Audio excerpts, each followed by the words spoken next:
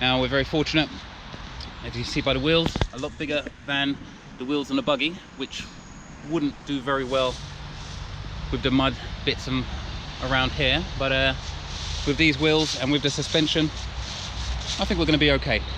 So let's get this back on the bike.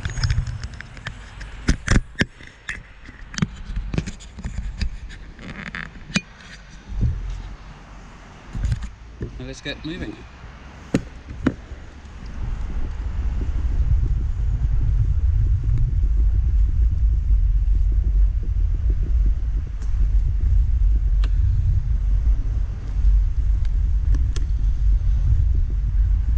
The reason for this video is simply during the school run the air is toxic.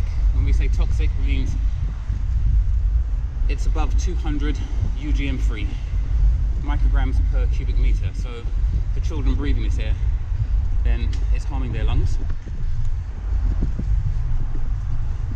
Thanks, mate. So we really have to look at ways that we can get children out of cars, out of buses, and breathing cleaner air.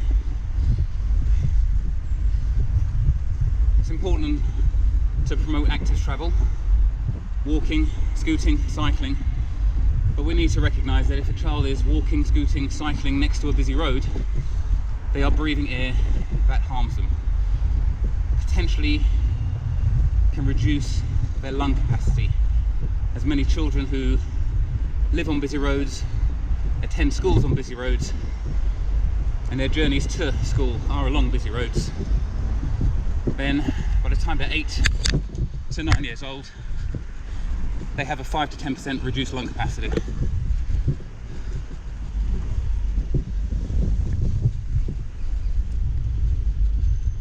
So there's a couple of things we need to do.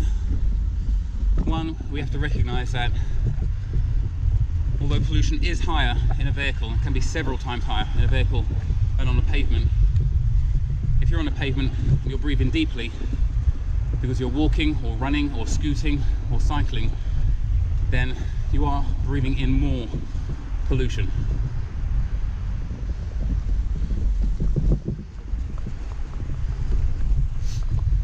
Than someone who's sitting sedentary in a car. So there's a few things we need to do. Number one, we need to encourage those who can to leave their cars at home during the school run. Now, let's be honest and be reasonable. If you've got a couple of young kids, maybe a baby and child's going to nursery, baby's going to childcare, or an older child who's going to primary school, it's going to be very difficult to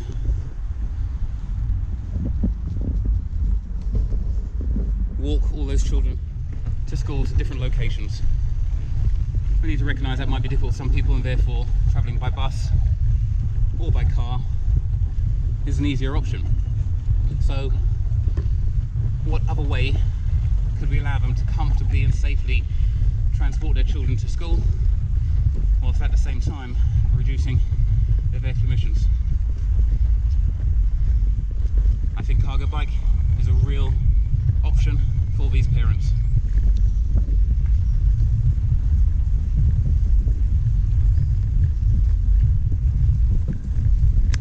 And that's what we're hoping to prove. Now I'm having to work and get myself a bit of exercise, but with the assist, a little slight turning of the wheels and suddenly you're accelerating.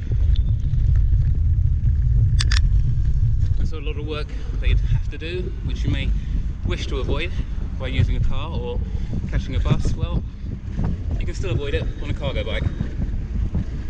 And while you're avoiding a cargo bike, you're also avoiding causing damage to your small developing lungs of your children in the back seat, and also avoid causing irreparable damage to the children who are breathing the exhaust fumes from petrol and diesel car engines.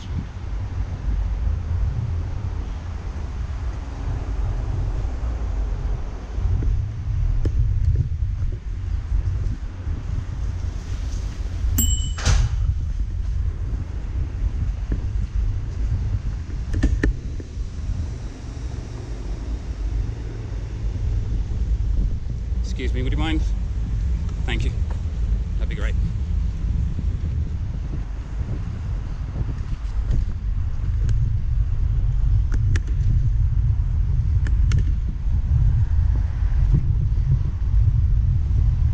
And when we're talking about the number of children who actually live on busy roads, or travel on busy roads and attend schools on busy roads, we're not just talking about hundreds, we're not talking about thousands, we're talking about hundreds of thousands, perhaps millions of children who, by the time they're 8 to 9 years old, may have reduced lung capacity simply because of the air they breathe. The small things that we can do to prevent this from happening, we need to do. It's unfortunate, but we cannot rely on the government to act. They've already shown that in their budget. Not a mention of climate change, hardly a whisper about air pollution, a tiny, minuscule amount, relatively speaking, towards trees, huge amount of money towards roads and protecting cars and their drivers, allowing them to continue, even to allow them to continue burning fuel by keeping fuel duty, freezing it again. So the government aren't going to solve the problem. Transport for London and the rest of the mayors around England, they may try, they may bring in clean air zones, they may bring in ultra low emission zones, ULEZ, but you know, let's not drink the Kool-Aid. It's not going to reduce air pollution by 28% or 30% as they claim.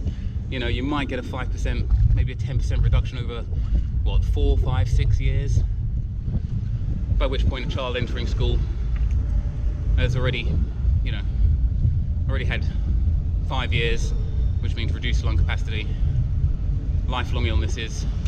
It's just not workable.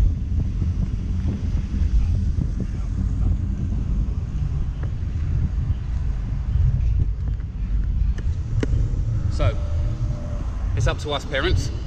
We're going to have to look after each other. We're going to have to find ways to minimize our emissions, find ways to reduce our children's air pollution exposure. Those who can afford to buy a cargo bike, we really encourage you to do so. Those who need finance help, we're going to see if we can find ways that you can do that. I mean, after all, the amount we pay for public transport over the space of 2 or 3 years would probably pay for a cargo bike. So, you know, it's still a really good option. But whatever we choose to do, we have to start doing things now. We have to act. Our children, their health depends on it, and also their futures,